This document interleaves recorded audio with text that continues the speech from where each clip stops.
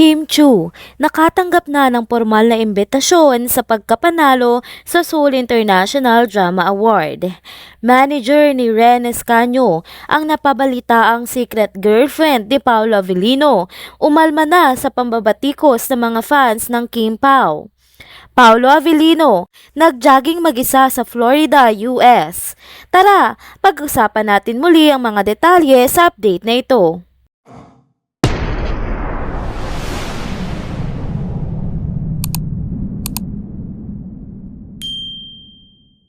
Hello mga ka-trenders! Welcome back muli sa ating channel. Kung bago pa lamang kayo dito, huwag nang kalimutang mag-like, mag-subscribe at i-hit na din ang bell notification para lagi kayong updated sa mga balitang trending at napapanahon. Noong July 15, 2024, pinangunahan ni Kim Chu ang katatapos lamang na botohan sa Seoul International Drama Award sa category na Most Outstanding Asian Award.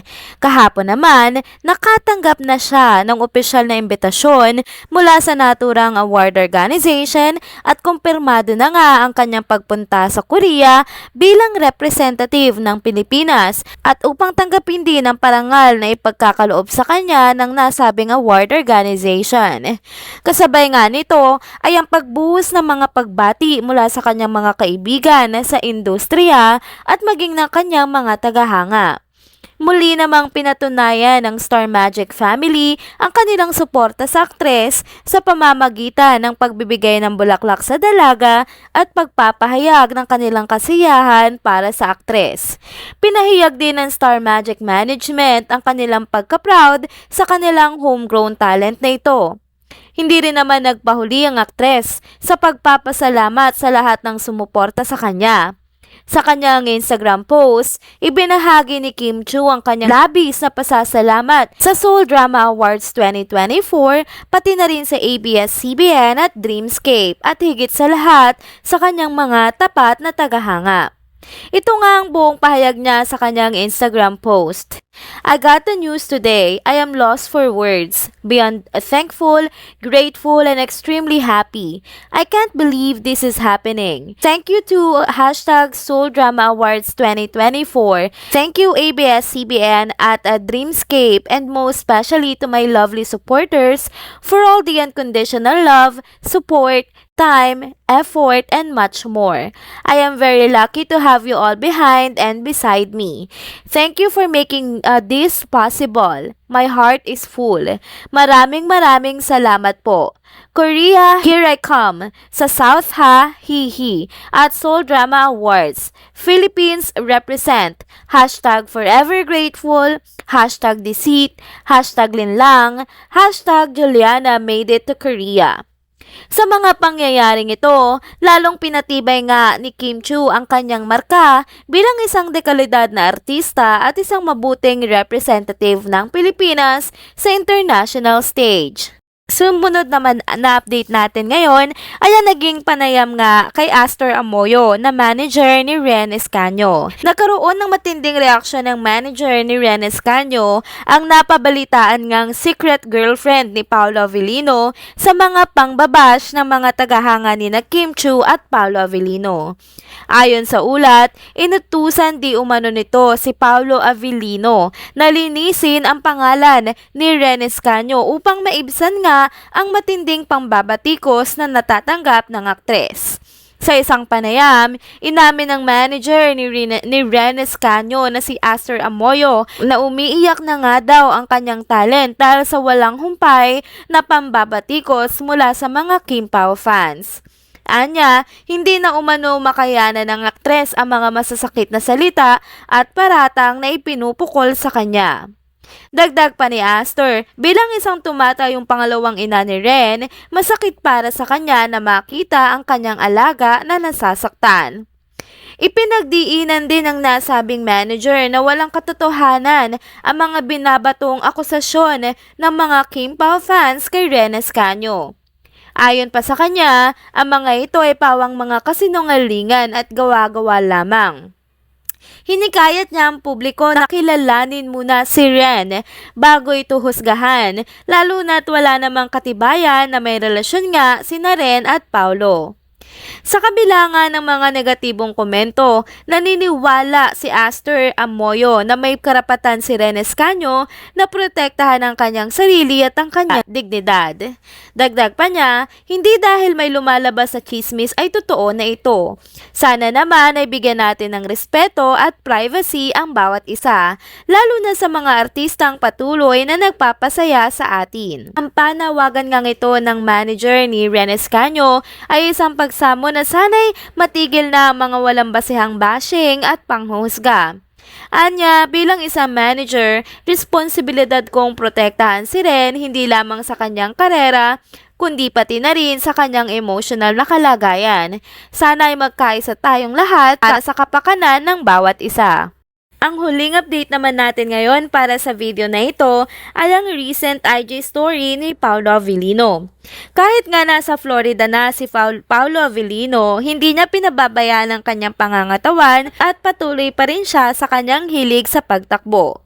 Sa isang video na ibinahagi niya sa social media, makikita nga ang aktor na nagja-jogging mag-isa sa Florida habang may background music na One Wish. Kitang-kita ang kasiyahan sa mukha ni Paolo habang ini-enjoy ang sariwang hangin ng kanyang early morning jog. Matatandaan nga na ayon sa naging panayam dati sa aktor, isa talaga sa mga kinahihiligan niyang gawin ay ang pagtakbo tuwing bumibisita siya sa ibang bansa.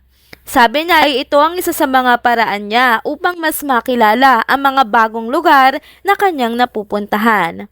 Samantala, marami namang tagahanga ang nagkomento na namimiss na nila di umano si Kim Chiu, na madalas nga nakasama ni Paolo Avellino sa kanyang workout sessions. Sabi ng isang fan, namimiss namin ang tambalan nila sa pag-workout. Komento naman ng isa pang netizen, kung tayo nga ay namimiss sila magkasama, what more pa kaya si Paolo Avellino? Tiyak daw na namimiss nga nito ni Paolo si Kim Chiu dahil nga lagi nga itong magkasama sa pagtakbo tuwing bumibisita nga sila sa ibang bansa para mag-perform din at maging kahit nga dito sa Pilipinas.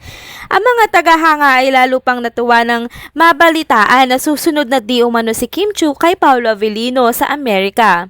Hindi naman lingid sa ating kaalaman na magkakasama nga ang dalawa para sa isang performance sa ASAP sa California.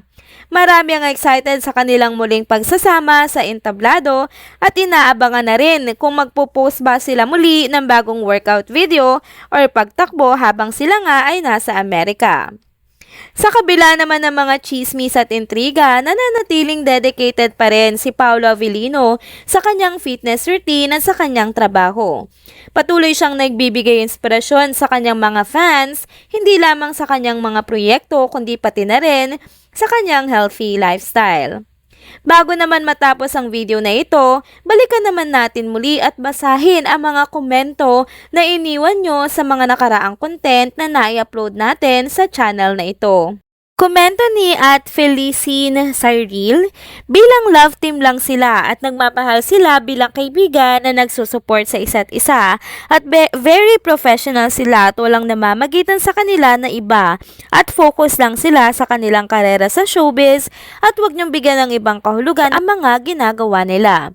Komento naman ni Mary Calohelas, sa mga bashers mas lalong kumikita si Kimi sa pangbabash ninyo. Komento naman ni user-yo4ZW9LR7N, di hintayin natin susunod na kabanata. Mahalaga yung sa ngayon, kung sino maging kapartner ni Paolo in the future, di natin masabi. Kahit mag-away mga fans, wala naman mangyayari. Puro gulo lang, matatapos din yan. Sino tinadhana kay Pao, si God lang ang nakakaalam. Komento naman ni Lynn Escopete, okay lang yun, magkita naman sila sa California. Ang Kim Pao love, forever in real life. God bless, more blessings. Komento naman ni Ted Manisiwitz, Kim Pao lang, forever. Sabi naman ni Luz Laracas 4271, sometimes we need to separate to our loved ones para malaman kung gaano mo siya kamahal ang tao. Komento naman ni Mary Grace Udang-HG5LN, sandali lang naman siya iniwan ni Paolo kasi may show sila ni Maymay Entrata sa Florida, USA. Gets nyo? Bulag ba kayo? Komento naman ni at Carmelita Rosales 5906. Congrats Kim Pao, always thank God your blessings. Paulo and Kim. You both promised to do a movie together. Your fans are waiting for 3 days. You can relay your message to Kim. Present siya. But she can't a decision. She has to for you. In an interview with you. You said baka di kaya ni Kim yung movie kasi it's a light movie. Paulo, don't underestimate Kim sa acting ability. She is a versatile actress. Linlang is a love story. You saw she acted in difficult scenes that made her win the international award. Give Kim a chance to do an action movie. That is why you said Kim might be able to do it. Paulo, if you really love Kim, support her, be good to her, and keep your promises. Act like a man with a word of honor. I am a Kim Pao fan. I don't like to disappoint the other Kim Pao fans. This is the reason why I texted you. Hope you will the Kim Pao fans happy. Even just once a movie. Sabi naman ni at Neneng Batusin, sandali lang si Paulo, uwi din yun, Kimi. Komento naman ni ata Shalin Pincan 4453, hiwalay sila kasi si Pao nasa Florida, si Kim sa Cebu. Hiwalay muna sila ng event as of now. So next week kasama naman sila sa California. That's it mga ka-trenders, dito na po muna nagtatapos ang ating isa na namang trending video update. Salamat sa inyong pagsubaybay at pagsama sa akin hanggang sa dulo ng video na ito. Pero bago kayo umalis, huwag niyo pong kalimutang mag-like, mag-subscribe at i-hit na din ang bell notification para lagi kayong updated sa mga balitang trending at napapanahon. See you on my next one. Paalam!